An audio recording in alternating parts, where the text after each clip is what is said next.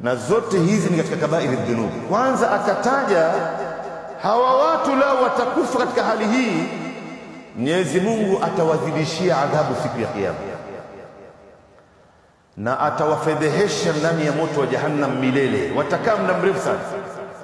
Lakini ndo mwisho wake Mwenyezi Mungu akaja akasema, pamoja na kwamba anaweza kukuadhibu wewe, lau utatubia, illa man taba wa amana wa amila amalan saliha faulaika yubaddilu Allahu sayiatihim hasanat wa kana Allahu ghafuran rahima, isipokuwa yule ambaye atakayetubia madhambi yake na akamwamini Mwenyezi Mungu kisawasawa na akatenda matendo mema, basi Mwenyezi Mungu atayabadilisha yale maovu yote ambayo aliyafanya, yatakuwa ni mema yake.